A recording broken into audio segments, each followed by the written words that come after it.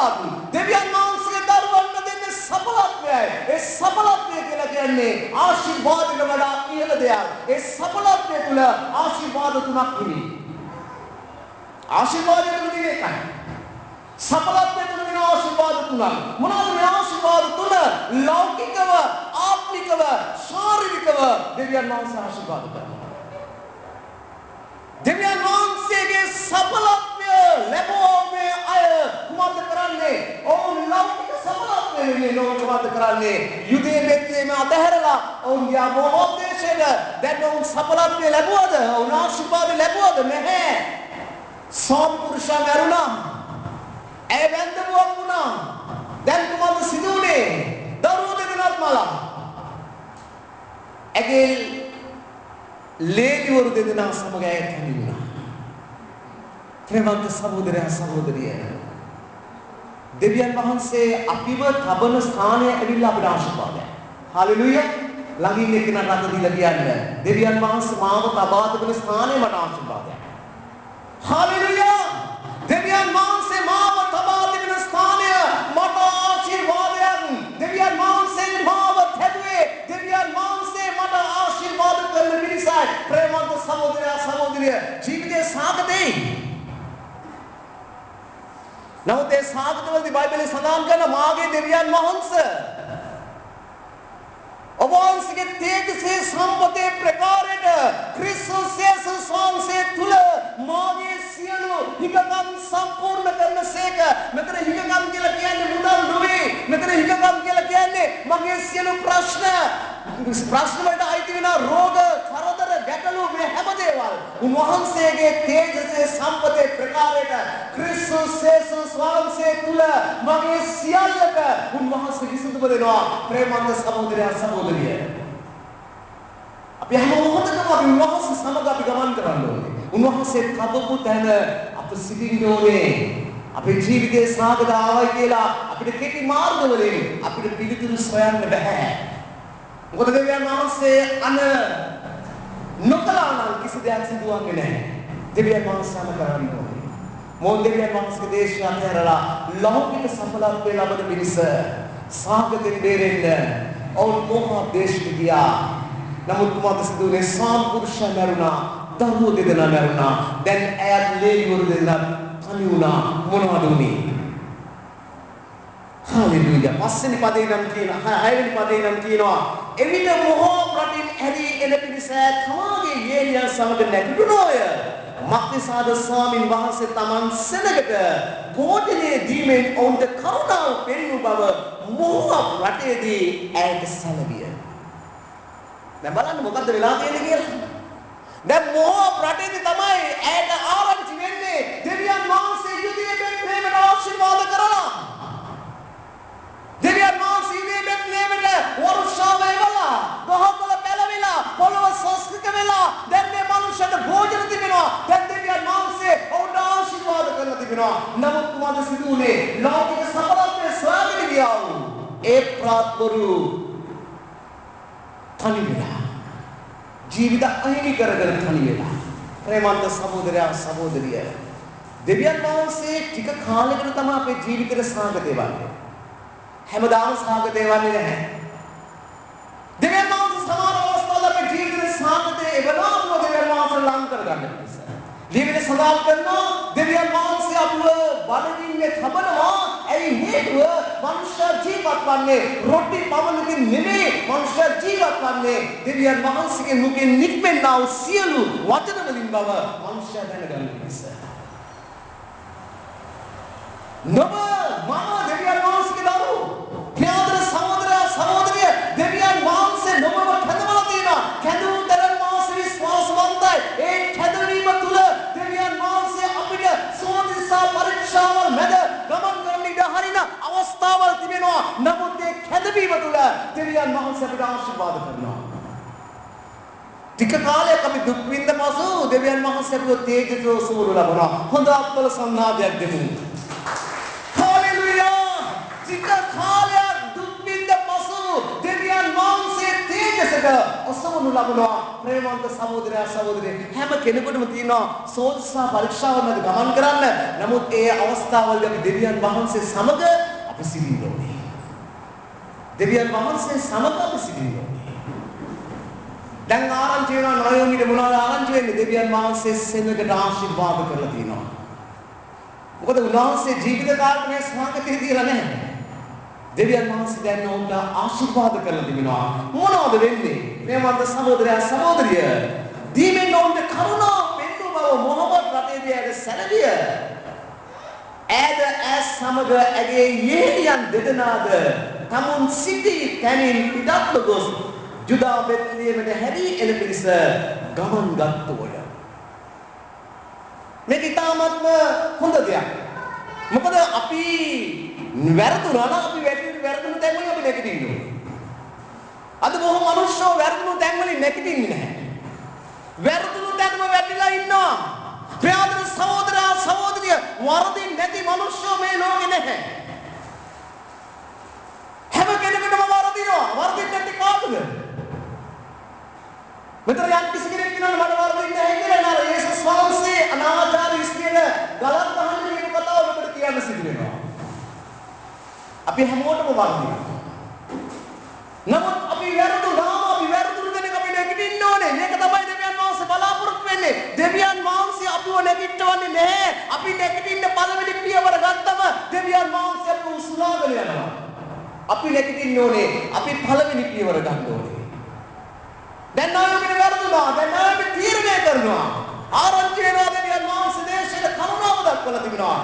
ඇයි නැගිටිනවා? කොහොමද නැවත දෙවියන් වහන්සේ දේශයට යන පිරිස ප්‍රේමවන්ත සහෝදරයා සහෝදරිය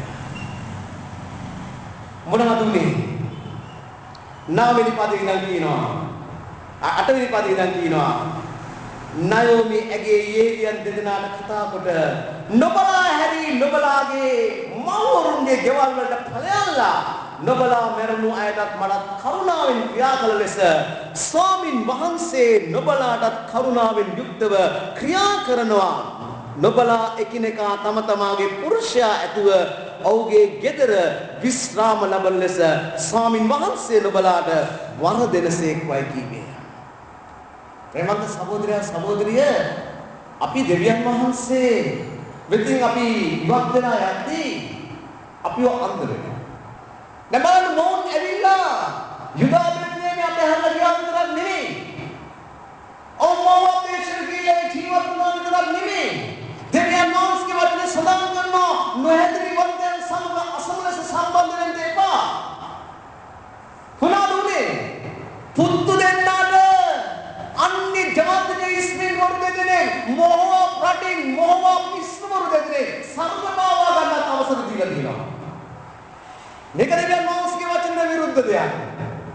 ඔවුන් දෙවියන් වහන්සේගේ දේශය දෙහැරිය විතරක් නෙමෙයි. ඔවුන් දෙවියන් වහන්සේගේ වචනේ පවා කඩ කරලා තිබුණා. දැන් ඔවුන්ට වෙලා තියෙන කොහොමද? පරාජය තමයි අත්දකින්න වෙලා තියෙන්නේ. පරාජය. දෙවියන් වහන්සේ අපිව කඩවලා තියෙන්නේ පරාජයයට නෙමෙයි. ඇයි හේතුව?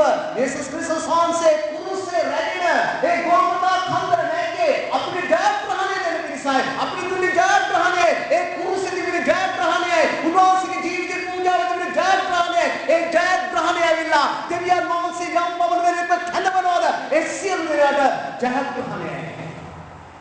ප්‍රේමවන්ත සහෝදරයා සහෝදරිය දැන් මේ නයෝමි නම් කියනවා දැන් ලේලි වරු දෙදෙනා තනි වෙලා. නමුත් ඒ නැන්දා මාවුන් ආශිර්වාද කරනවා. නොබලා දැන් නැන්දදුයි කමක් නැහැ. නොබලාට මම ආශිර්වාද කරනවා. නොබලා යන්න. ඊළඟ නොබලාගේ පුරුෂයන් ඇතුව නොබලා ජීවත් වෙන්න. ඒ කියන්නේ නැවත නොබලා විවාහ වෙන්න කමක් නැහැ. ඇයි හේතුව? දැන් නොබලා නැන්දදුවා. ප්‍රියතර සහෝදරයා සහෝදරිය 10 වෙනි පදේ මොනවද කියන්නේ? 10 වෙනි පදේ නම් කියනවා ඔව් ශබ්ද නගා හඬා නැත අපි නොබ සමග නොබගේ සෙනග වෙතට යන්නෙමුව. ඈත කිවෝය නයෝමිද මාගේ දූවරුනි හැරී ඵලයල්ලා මා සමග යන්නේ මොටද? නොබලාට පුරුෂයන් වෙන්න මාගේ කුසේ තවත් පුත්‍රෝ ඇද්ද? මාගේ දූවරුනි හැරී ඵලයල්ලා මක්නිසාද පුරුෂයෙකු පාවා ගන්න මට වයස වැඩිය.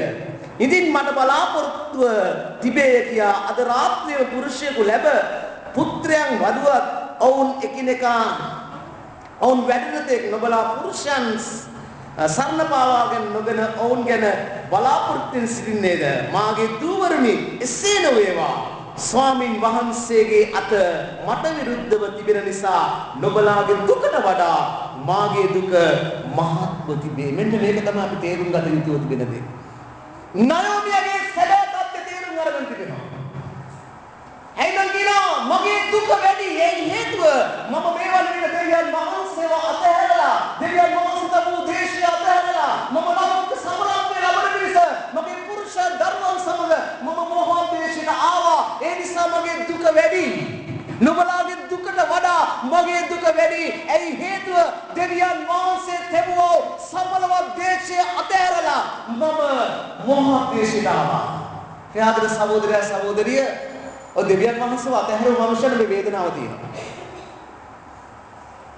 මට හම්බෙලා තියෙන අනන්ත අප්‍රමාණව දෙවියන් වහන්සේ සමග සිටියෝ මනුෂ්‍යෝ දෙවියන් වහන්සේව අතහැරලා ඔවුන් ලෝකේ ජීවත් වෙන අයට සඵලත්වය ලැබෙන්නේ නැහැ. తాවකාලික සඵලත්වයක් ලැබේ. ඔවුන්ගේ ජීවිතේ සදාකාලිකව ලැබෙන්නේ පරාජයයි. ඒ හේතුව දෙවියන් වහන්සේව අතහැරීමේ වරද. නමුත් ඔවුන් නැවත දෙවියන් වහන්සේ තුළ පස්සේ වෙලා ගොඩනැගෙද්දී දෙවියන් වහන්සේ ඔවුන්ට තිබුණාට වඩා දෙවියන් වහන්සේ ඔවුන් ආශිර්වාද කළා. ඒක තමයි දෙවියන් වහන්සේගේ ක්‍රමය.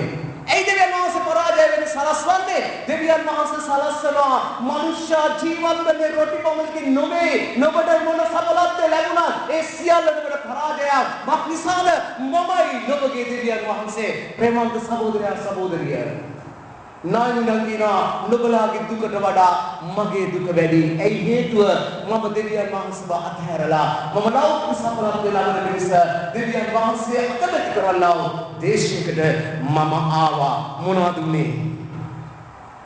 14 වෙනි පදයෙන් නම් කියනවා නැවත ඇඬුවෝය ඔර්පාගේ නැන්දා සිබ යන්ට ගියාය. නමුත් රුත් ඇලුම් කමින් බැඳී සිටියාය. ඈ කතාවට බලව නොබගේ නෑනා ඇගේ සෙනගට දෙවියන් වහන්සේට හැරී ගියාය. නොබේ නෑනා පස්සේ හැරී ඵලයන්යි කීවාය. රුත් කියන්නේ නොබ ඇතහැර යන ලෙස මට පෙරත්ත නොකරන්න. මක් නිසාද නොබ යන තැනට මාගේ මමත් යමි. නොබ නවතින තැන මමත් නවතිමි. නොබගේ සෙනග මාගේ සෙනග වන්නේය. නොබගේ දෙවියන් වහන්සේ මාගේ දෙවියන් වහන්සේ වන්නේය. දැන් බලන්න මේ අන්‍ය ජාතික ස්ත්‍රිය දැන් මොනවද කියන්නේ? ඇය දෙවියන් වහන්සේ ප්‍රේම කරනවා. ඇයි කියනවා මට යන්න පෙරත්ත කරන්න එපා. නොබගේ සෙනග මාගේ සෙනගයි. නොබගේ දෙවියන් වහන්සේ මාගේ දෙවියන් වහන්සේ. ඔර්පගේ අතහැරලා. ඇයි අන්‍ය ජාතික ස්ත්‍රිය ගියා. නමුත් දැන් රුත් මොනවද කරන්නේ? රුත් දෙවියන් වහන්සේ පිළිගන්නවා. නායෝමි සමග යන්න ඇය තීරණය කරනවා. ඔබ දන්නවද? මේ රුත්ගේ මේ තීරණය රුත් මේ මොහොතේ දෙවියන් වහන්සේ පිළිගැනීම ඇය ඇවිල්ලා ආශිර්වාද ලබ තැනැත්තියක් බවට පත් වුණා. රුත් කියන්නේ කවුද? රුත් නැවත විවාහ වුණා බෝවස් කියලා කෙනෙකුට. බෝවස් කියන්නේ දාවිද්ගේ තාත්තගේ තාත්තා. යෙස්සේගේ තාත්තා. ඒ යෙස්සේගේ තාත්තා යෙස්සේගේ පුතා තමයි දාවිද්. දාවිද්ගේ පරම්පරාව තුලින් තමයි යේසුස් ක්‍රිස්තුස් වහන්සේ පැමිණෙන්නේ. මේ අන්‍ය ජාතික ස්ත්‍රිය මොන දේ වුණත් ඇය ගත්තා මේ කීකරුකමේ තීරණයට දෙවියන් වහන්සේ ආශිර්වාද කළා. මේ දෙවියන් වහන්සේ තුල සිටිය අය දෙවියන් වහන්සේව අතහැරලා ගියා වූ දෙයට දෙවියන් වහන්සේ කුමක්ද කරන්නේ? ඔවුන්ට අසාර්ථකත්වය අත්දකින්න සැලසුවා. ප්‍රියාදර සහෝදරයා සහෝදරිය. නම් බලමු මොකද අපි වෙයි කියලා. බියවිල්ලේ 17 වෙනි පදේ ඉඳන් කියනවා නොබ නසින